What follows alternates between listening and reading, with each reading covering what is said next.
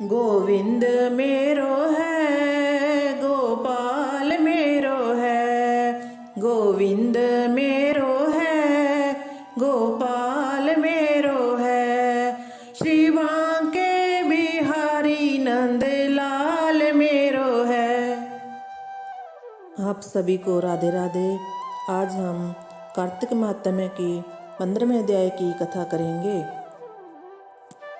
राजा पृथु कहने लगे कि हे नारद जी, वक्त वत्सल भगवान की पूजा का इतिहास सुनाओ। तब नारद जी बोले कि हे राजन, एक पुरातन इतिहास कहता हूँ, सो सुनो। पहले चौल नाम का एक राजा कांतिपुर में राज्य करता था। उसके राज्य में कोई भी दुखी, पीड़ित तथा दरिद्री नहीं था। सारी प्रजा अत्यंत सुखी थी। उस राजा के नाम पर उस देश का नाम भी चौल देश पड़ा। एक समय वह राजा बड़े बड़े मणिमुक्ताओं से भगवान की पूजा करके वहीं मंदिर पर बैठ गया। उसी समय उसी नगर के विष्णु शर्मा नाम वाले ब्राह्मण ने बहुत से तुलसी दल और जल से भगवान की पूजा की। उसके तुलसी दलों से राजा द्वारा भगवान पर चढ़ाए गए मणिमुक्ता आदि ढके गए।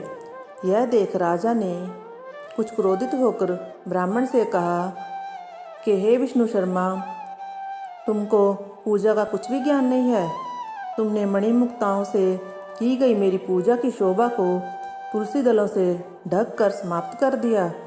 तब विष्णु शर्मा कहने लगा कि हे राजन, तुम अभिमान से युक्त हो, इसी कारण भगवान की पूजा को नहीं जानते। ब्राह्मण के यह वचन सुनकर राजा बड़े गर्व से कहने लगा, हे ब्राह्मण, तुम स्वयं दरिद्री हो, इसीलिए भगवान की पूजा क्या करोगे? क्या तुमने भगवान का कोई स्थान बनवाया या कोई यज्ञ आदि किया है? मैं सबके सामने कहता हूँ कि देखें, भगवान की भक्ति करके तुम पहले स्वर्ग में जाते हो या मैं जाता हूँ। इतना कहकर राजा ने गूंगल ऋषि को आचार्य बनाकर बड़े बड़े यज्ञ आरंभ कर दिए। साथ ही ब्राह्मणों को बहुत सा द्रव्य दान देने लगा।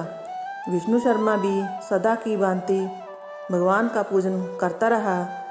उसने 5 नियम लिए। माघ तथा कार्तिक के व्रत, तुलसी वन रोपण, एकादशी का व्रत तथा ओम नमो भगवते वासुदेवाय इस मंत्र का जाप साथ ही दिन रात भगवान का कीर्तन करने लगा। चलते फिरते उठते बैठते सदैव भगवान का स्मरण करता रहा। एक समय भोजन करता। एक दिन विष्णु शर्मा ने रसोई बनाई तो कोई खाना उठाकर ले गया। उसने फिर रसोई नहीं बनाई कि सायंकाल का व्रत भंग ना हो जाए और भूखा ही सो गया। दूसरे दिन फिर रसोई बनाई तो जब भगवान का भोग लगाने लगा तो फिर कोई खाना उठाकर ले गया। इसी प्रकार 7 दिन तक चलता रहा। फिर विष्णु शर्मा भूख के मारे व्याकुल हो गया, परंतु उसने सत्संग के समय के भंग हो जाने के भय से दूसरी बार रसोई नहीं बनाई। वह यही सोचता रहा कि ना जाने कौन हमारा खाना उठा ले जाता है। भक्तों के इस आश्रय को छोड़कर जाना भी उसने ठीक नहीं समझा। फिर सोचा, अच्छा, आज मैं पूरी तरह ध्यान रखूँगा और देखूंगा कि कौन खाना उठाकर ले जाता है। ऐसा विचार कर वह एक स्थान में छुपकर बैठ गया। थोड़ी देर में वह क्या देखता है कि एक अति दुर्बल चांडाल, जिसका शरीर अस्थियों का पिंजर बना हुआ था, छिपकर आया और वहाँ से खाना उठाकर चलने लगा। उसको देखकर विष्णु शर्मा के मन में बहुत दया उत्पन्न हुई और वह कहने लगा कि भैया, रूखा भोजन मत ले जाओ, मेरे पास थोड़ा सा घी है, वह भी लेते जाओ। ब्राह्मण के यह वचन सुनकर डरा हुआ वह चंडाल भागता हुआ ठोकर खाकर गिर गया। तभी विष्णु शर्मा भी उसके करीब पहुंच गया और एक वस्त्र लेकर उस पर हवा करने लगा। थोड़ी देर के बाद ब्राह्मण क्या देखता है कि उस चंडाल की जगह शंख, चक्र, गदा, पद्म तथा वनमालाधारी भगवान विष्णु वहाँ लेटे हुए हैं। उसी समय ब्राह्मण ने भगवान के चरणों में गिरकर नमस्कार किया तभी इंद्रादि देवता भी वहाँ पर आ गए। ऋषि लोग वेद मंत्रों से उनका पूजन करने लगे। तब भगवान ने स्नेहपूर्वक उस ब्राह्मण का आलिंगन किया और उसको सारूप्य मुक्ति प्रदान की। फिर अपने साथ विमान में बैठाकर बैकुंठ को ले गए। यह चरित्र देख चोल राजा बहुत दुखी हुआ और उसने आचार्य गुंगल ऋषि को बुलाकर कहा कि यह सब क्या हो रहा है, जिसके द्वेष के कारण हमने यह सब यज्ञ आदि किए, वह तो बैकुंठ जा रहा है। क्या हमारे यज्ञ दान आदि सब निष्फल गए? इसी से यही सिद्ध होता है कि भगवान यज्ञ आदि से नहीं, केवल भक्ति से ही प्रसन्न होते हैं।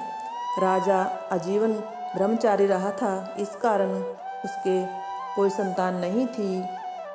इसलिए अपना सब राजपाट धन आदि अपने भांजे को सौंपकर भगवान मुझको स्थिर भक्ति दे, ऐसा कहकर अग्निकुंड में कूद गया। यह देख गुंगल ऋषि ने क्रोध में आकर अपनी शिखा उखाड़ ली। तब से अभी तक चौल देश में भांजा मामा का उत्तराधिकारी होता है और आज भी गुंगल गोत्र के ब्राह्मण सिर पर शिखा नहीं रखते। राजा के अग्निकुंड में गिरते ही भगवान अग्निकुंड में प्रकट हो गए और उसका आलिंगन कर उसे सारूप मुक्ति प्रदान की।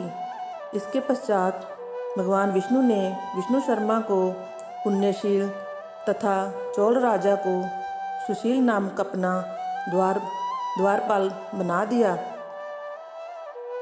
और इस प्रकार 15वां अध्याय समाप्त हुआ। जय जय श्री राधे श्याम। ऐसी ही बहुत सारी वीडियोस देखने के लिए चैनल को सब्सक्राइब करें और वीडियोस को लाइक करें।